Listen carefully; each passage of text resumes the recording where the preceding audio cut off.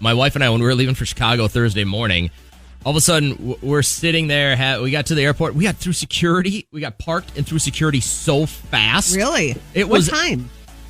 Was it just moving and grooving? Well, our plane left at 10:30, so we wanted to be there by 8:30 because we're still trying to follow that 2-hour rule. And I think we got to the airport at 8:15. We were through security and to our gate by 8:40. Oh my God! I mean, it was just boom, right Ideal. through. I mean, it was great. So on the way to our gate, there's a Buffalo Wild Wings at the airport. So we stop and I'm like, hey, get a cocktail, wait it out, watch some TV, whatever the deal is. She's like, I'm like, it's better than sitting at the gate, right? She's like, yeah, for sure. All of a sudden, my phone pops. Kim hits me with a message and says, where are you and the wife headed? Did I just see you at B-Dubs? And I was like, yeah. And so I was like, where are you headed? She's like, we're going to Missoula. And I'm like, all right, have fun. So where the hell is Missoula? I can only assume it's in Missouri. Why? Is it? Because it has two S's? MISS. Or maybe it's Mississippi. Where is Missoula? Elena, do you know? I don't know. How do you spell it? MISSOULA, Missoula. Oh, it's Montana. Oh, cripes. On purpose. Would you lose a bet? I mean, who's going to Missoula, Montana? I'm sure it's beautiful there anyways. So, perfect flight there. Have an amazing weekend with my wife. The one thing that I took away from all of this is that I'm for sure with the right person. Mm-hmm. Like when you can spend, we had no agenda other than the Cubs games. We were going Friday and we were going Saturday. Other than that, we had nowhere else we wanted to go.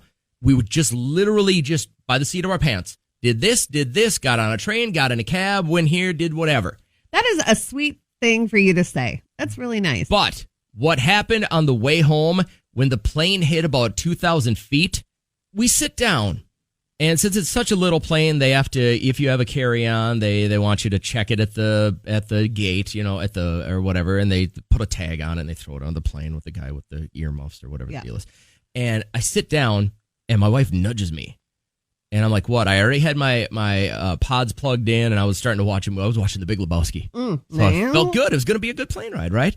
And she nudges me and I'm like, what? And she goes, look at that guy.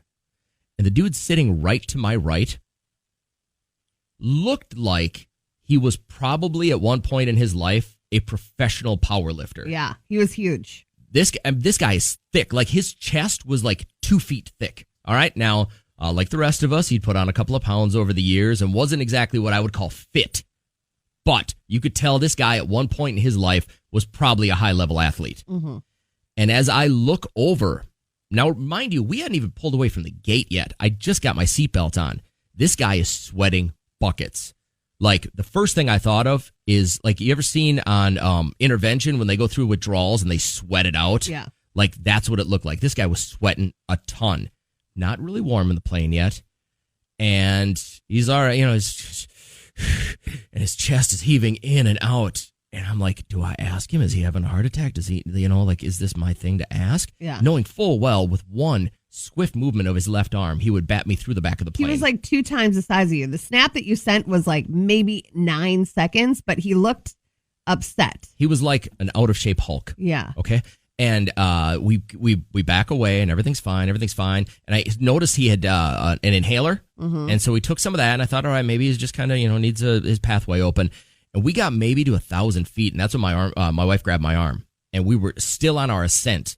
And this guy was rambling on about, I can't do it. I can't do it. I can't do it. I can't do it. And I'm like, oh my God, it's going down. They're going to turn the plane around. They're going to land this right now. And his wife, who was, these guys, these like strong men have the smallest wives. Yeah. Like she couldn't have been 100 pounds. And she's around one of his arms like a tree trunk, like trying to calm him down. And he's got both hands powered down. I can't do it. I can't do it. I can't do it. I'm not good with heights. And I'm like, my wife's like, you got to say something. I go, what am I going to say to this guy? Yeah. And I'm like, I'm going to let it go. And one of the flight attendants, she came, sir, are you going to be okay? I'm fine. We just got to get to cruising altitude. If you could tell the pilot to get there a little bit quicker. She's like, well, there's we got to avoid the other planes. We can't, and once we got to about 30,000 feet, I don't even know if we ever got that high, to be honest, but I knew we leveled out and this guy was the whole way. And it seemed like, and we got in 21 minutes early. Mm-hmm. So I wonder if somebody didn't message the captain saying, listen, there's a Hulk back here and he's going to rip the plane apart if you don't get there fast. So the only thing that I could probably sympathize with him is like when you're in a McDonald's tube. Like if you're that big and in a very small plane,